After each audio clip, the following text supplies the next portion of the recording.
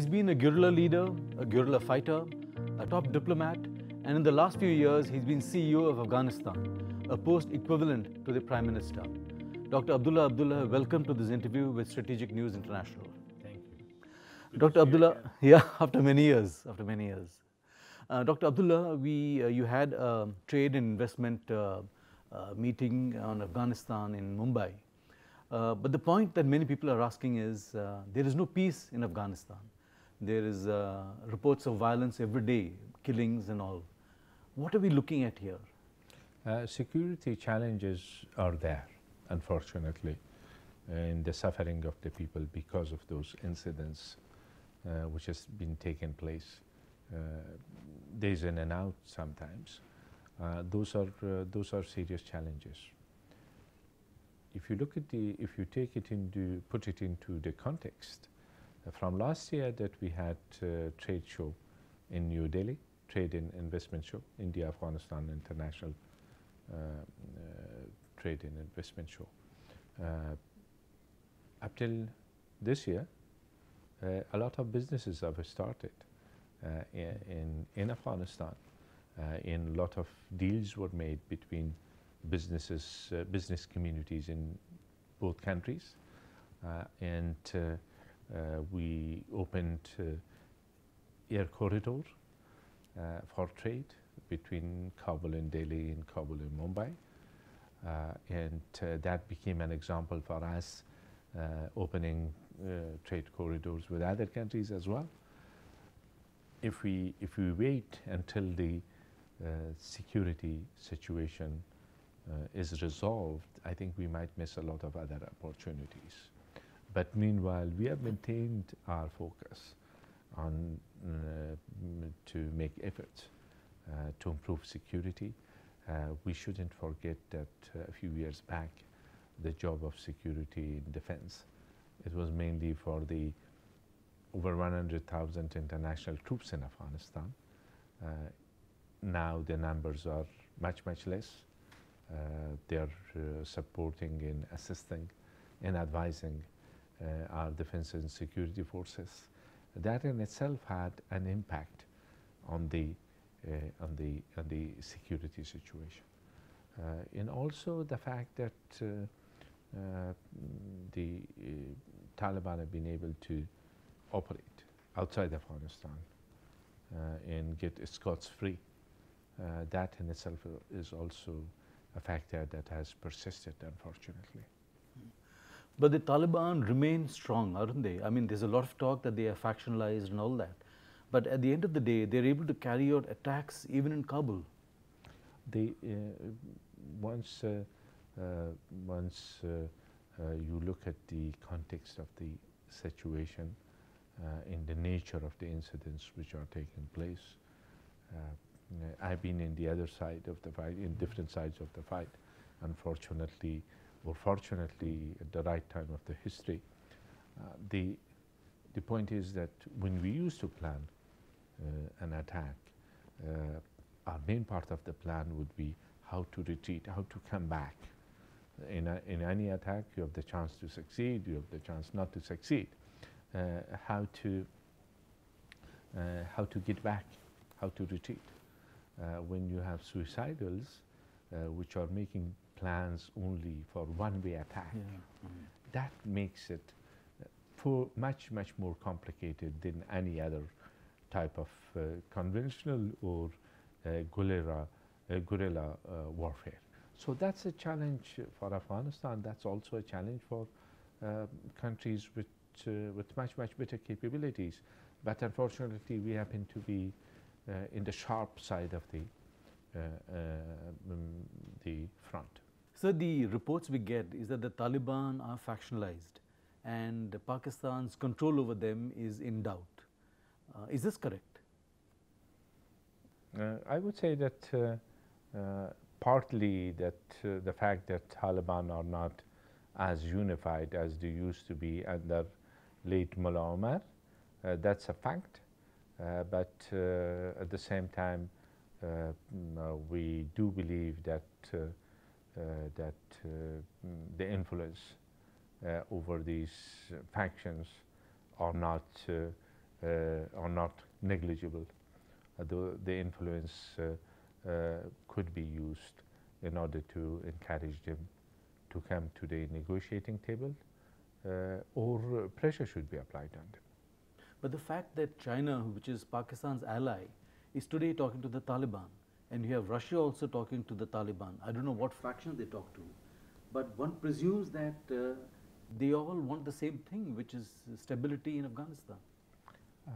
We have no doubt in our mind that stability in Afghanistan is in the interest of all those countries that you mentioned, and also in the interest of the region, including Pakistan. And the other side of the factor is that unfortunately the problems, the challenges that we are faced with have persisted. I believe that genuine cooperation between Afghanistan and in countries which have one way or another influence could help the situation. But is it helping on the ground? Do you see any indication? Because earlier there was a ceasefire during Eid, so that gave a lot of hope to a lot of people. But again, that seems to have been demolished. And not only that gave hopes to a lot of people, it also showed the fact that the people in much broader sense, in scope, they welcomed it. One of the problems has been that Taliban have not shown seriousness in terms of entering negotiations. All those countries which have contacts with the Taliban, which you mentioned, including China, the United States earlier, Uzbekistan, Russia, they have encouraged Taliban to come to the negotiating table, but so far they have refused. It means that they are not feeling the pressure. If there is pressure on the ground, they are not feeling the pressure where they have their headquarters. This is one of the issues which has to be the focus of those engagements. What is Pakistan saying? I mean, this dialogue with Pakistan has gone on for a long time. Yeah. What is Pakistan's view on this? We will have engagements with the new government of Pakistan, led by Prime Minister Imran Khan. Pakistan's foreign minister will be visiting Afghanistan soon, and we will continue our engagements with Pakistan in the way that Prime Minister Imran Khan mentioned that he would like to contribute to stability in the region, and that was cited as one of his hopes. We will take this as a good sign.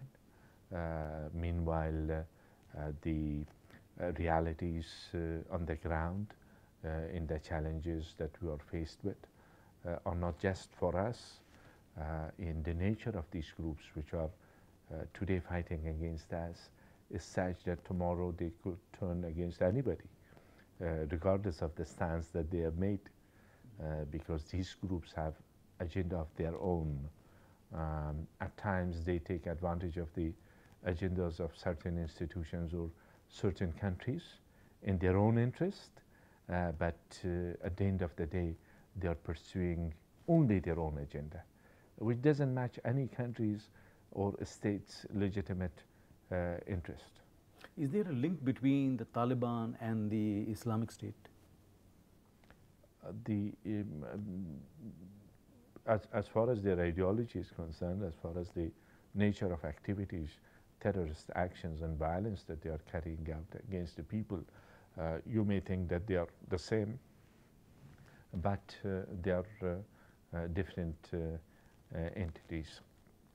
At times they are fighting against one another as well. Are you satisfied with the kind of help you are getting from India in that sense? Because the view, there is a common view that we are very reticent when it comes to giving military aid. We are more forthcoming with economic assistance. Is that criticism justified? I should say that we are satisfied. The way that India has been channeling its support for the government of Afghanistan and the people of Afghanistan, to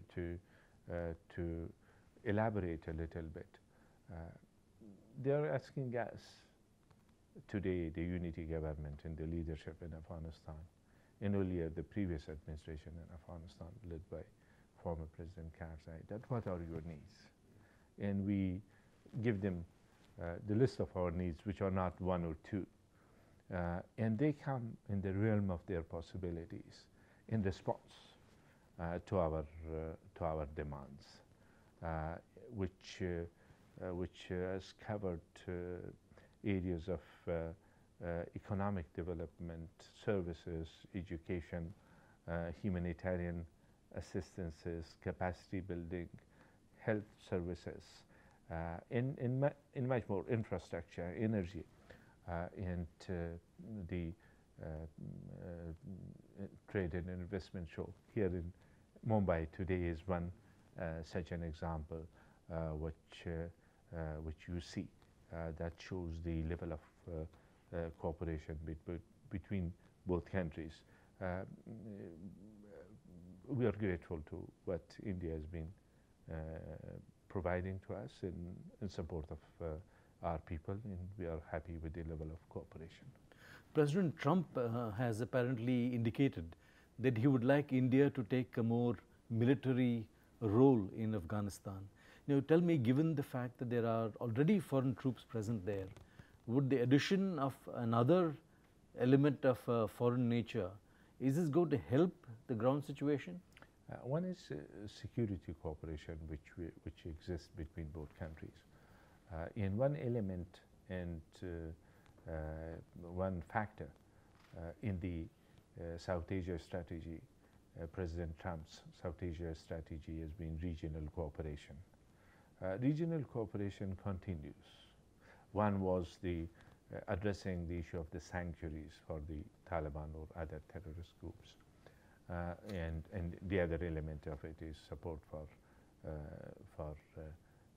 Afghan National Defense and Security Forces. For example, in the areas of security cooperation, we have received helicopters from India. Those were based on our demands and our request. There is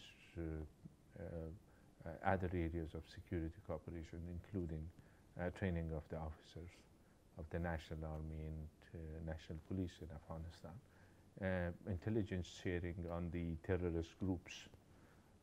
These are the areas which cooperation exists and will continue to exist. So there is a view that one or two last questions. Yeah. So there is a view that the presence of foreign troops in Afghanistan is one of the reasons for the Taliban insurgency continuing to draw support. Is this correct? The point is that Taliban had hosted Osama bin Laden before the presence of any foreign troops in the country. At that time, they were also after some excuses, like Indian presence. Where were Indian presence in Afghanistan at that time? Coming back to your earlier question, the issue of boots on the ground from India has never been raised or discussed in our bilateral relations, while security cooperation and broader security cooperation have always been part of the discussions that we had with our Indian partners. So if somebody is after an excuse, there will always be an excuse. So looking ahead, there are parliamentary elections due very soon. What do you expect these election results could produce? I hope that we have better elections ahead of us. We have elections in the more improved environment as far as transparency and fairness of the elections are concerned. That will help, that will strengthen legitimacy as well as the hopes and trust of the people over the process. Then we have presidential elections next year. And is there a chance that Dr. Abdullah Abdullah will stand for election? Are you talking about me? Absolutely. Do you want me to make an announcement here? At this stage, I would rather focus on delivering to the people with the best of our abilities. Our people are suffering. Unfortunately, the suffering of our people continues. Their expectations from us is a lot. And because of the security challenges, which has consumed most of our energy and resources, unfortunately, the people are not that satisfied with us, but we have to prove ourselves that our commitment to the people is unconditional until the last day that we are in the government. Who is running, who is not running, there will be time for this to be decided and to be made public. On that note, Dr. Abdullah, thank you very much for speaking to Strategic News International. Thank you. It's been a Thank pleasure. you very much.